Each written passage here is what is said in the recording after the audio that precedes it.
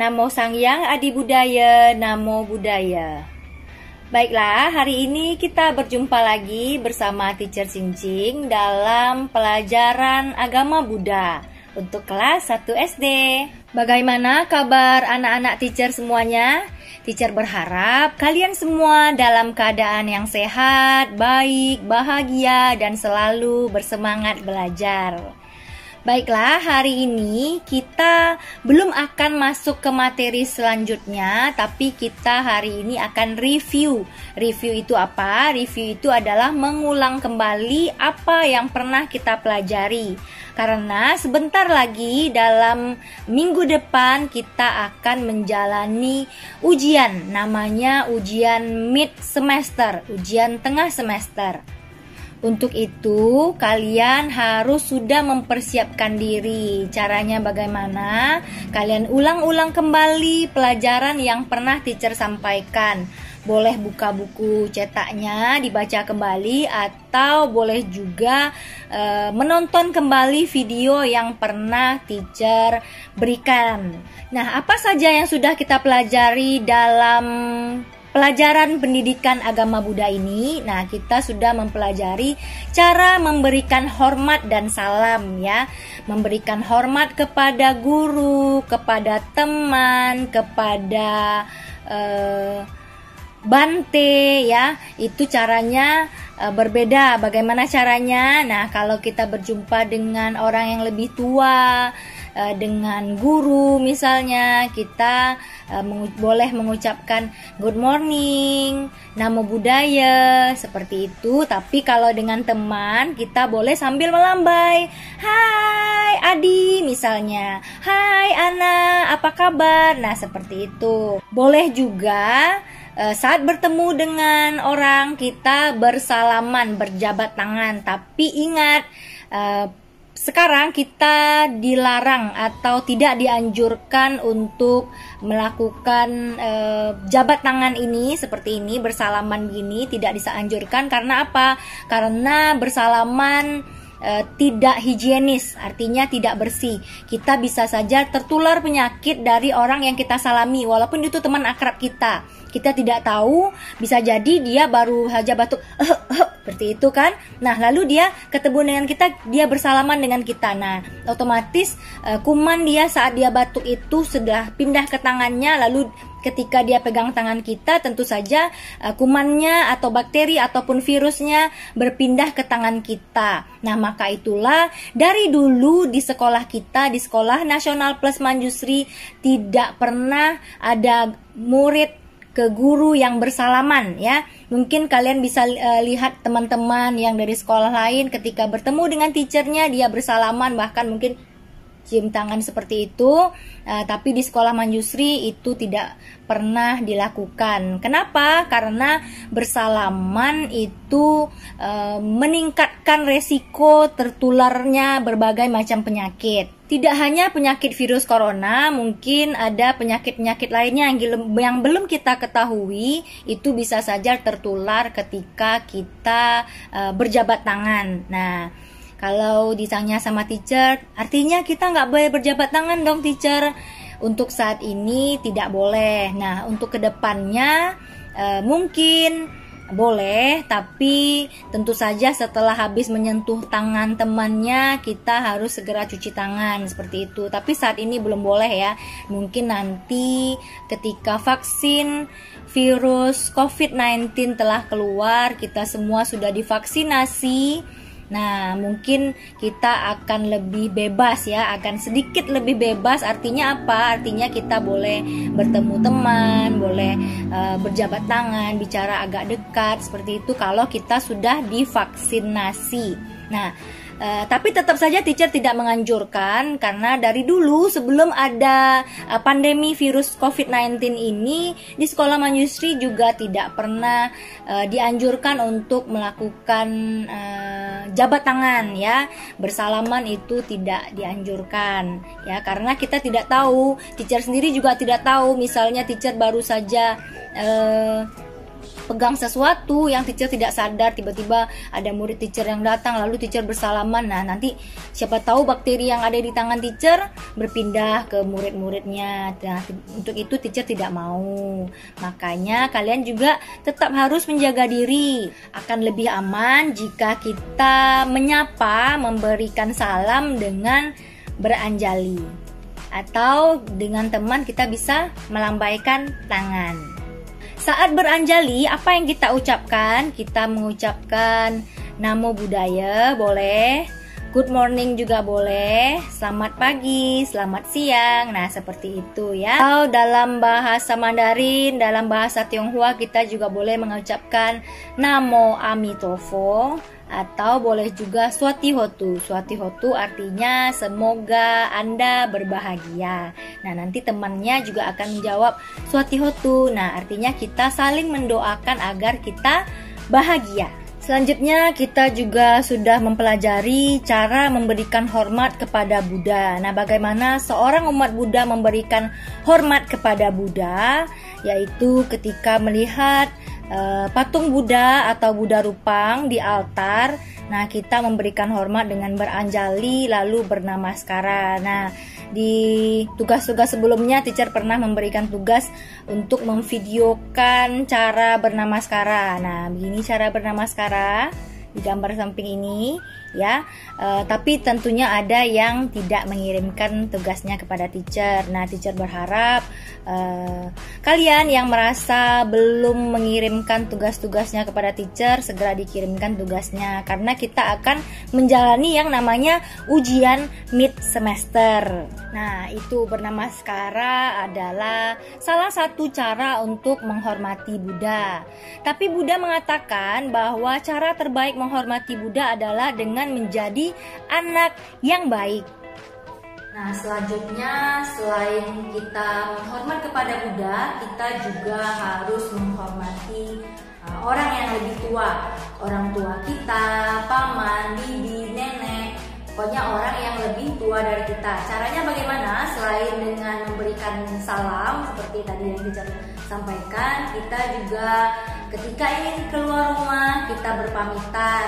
Nah, ketika kita makan kita mengajak mama, papa, paman, bibi atau nenek. Misalnya ketika kita mau makan ada nenek, kita bilang, "Nah, nenek, makan ya, Nek." Nah, seperti itu kira-kira.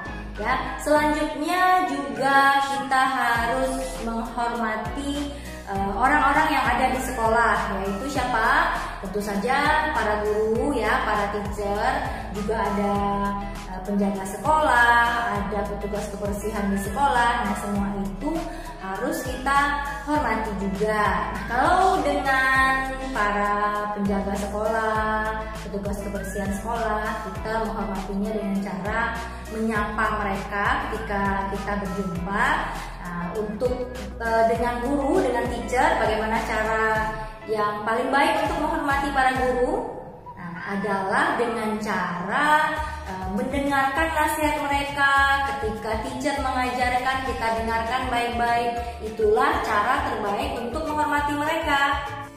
Dengan belajar yang baik, belajar yang sungguh-sungguh, tentunya kita akan mendapatkan nilai yang baik, nilai yang bagus. Nah, tentu saja kalau nilai kita bagus, siapa yang senang? Nah, pertama kita sendiri juga merasa senang. Anak-anak pasti senang kan ketika hasil ulangannya dapat bagus. Nah, yang kedua, siapa yang kita senangkan ketika nilai kita bagus? Tentu saja mama dan papa ikut bangga ketika anaknya jadi anak yang pintar, berprestasi di sekolah misalnya. Nah, untuk itulah kita harus mendengarkan baik-baik penjelasan pelajaran yang guru kita sampaikan. Nah, karena kita masih belajar dari rumah, tentu saja kita harus memperhatikan dengan seksama, dengan baik-baik setiap video pembelajaran yang diberikan oleh teacher-teacher. Didengarkan dengan baik, dikerjakan tugasnya dengan baik, tanpa harus mamanya susah payah dulu membujuk misalnya anaknya tidak mau mengerjakan tugas, mamanya harus membujuk, menghabiskan waktu mamanya. Nah, itu bukan contoh sikap anak yang baik. Nah, anak yang baik mengerjakan tugas dengan sungguh-sungguh tanpa harus disuruh-suruh dahulu, ya. Dengarkan video dengan baik, dengan seksama. Jika ada yang tidak dimengerti, silakan tanyakan. Kalau mamanya tidak sibuk, boleh tanya sama mamanya. Kalau mamanya sibuk, mungkin kalian boleh bertanya sama teacher.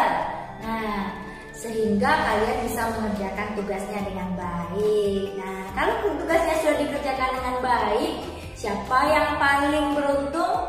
Tentu saja yang paling beruntung adalah anak-anak teacher sendiri. Nilainya bagus, terus apa yang diajarkan oleh guru dapat kita pahami, itu tentu saja berguna bagi masa depan kita. Selanjutnya di pelajaran kita, di pelajaran 2, kita mempelajari tentang simbol-simbol Buddhis, ya.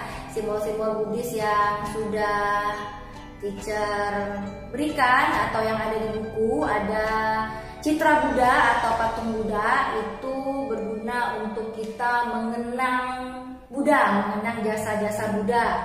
Nah, selanjutnya ada roda Dharma, itu lambang dari ajaran Buddha. Dharma itu adalah ajaran Buddha, jadi roda Dharma itu lambang dari pemutaran Dharma, pemutaran ajaran Buddha. Pemutaran bagaimana? Maksudnya adalah pembabaran Dharma, ya. Selanjutnya ada lambang Buddhis berupa bunga, yaitu bunga teratai. Bunga teratai ini adalah lambang kesucian. Kenapa?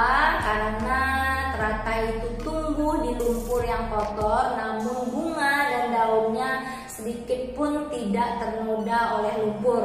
Artinya apa? Artinya walaupun misalnya kita berada di dalam lingkungan yang kurang baik, di sekitar kita banyak orang yang tidak baik, namun kita hendaknya selalu menjaga diri kita agar tidak ternoda oleh perbuatan-perbuatan yang tidak baik. Kita tetap harus menjadi anak yang baik. Selanjutnya ada pohon bodi yang merupakan lambang kecerahan. Karena apa? Dikatakan pohon bodi itu merupakan lambang kecerahan karena betapa Gautama mencapai penerangan sempurna di bawah pohon bodi. Selanjutnya ada lambang telapak kaki Buddha yang artinya kita harus menjalani ajaran Buddha dengan baik. Selanjutnya ada lambang swastika. Swastika merupakan simbol dari keberuntungan, ya. Juga dikatakan bahwa swastika artinya kita harus menjadi lebih baik, ya, dan juga merupakan simbol dari keberuntungan.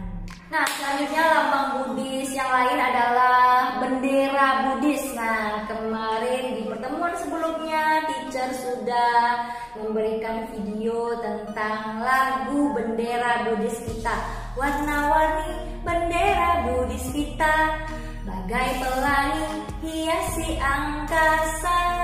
Coba kawan, siapa bisa menebak apa saja warna benderanya?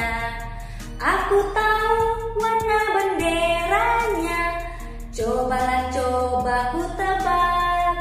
Biru, kuning, merah, putih, jingga, pasti benar tak salah. Nah, teacher mendapatkan kiriman video nyanyi yang bagus-bagus dari orang tua murid, ya.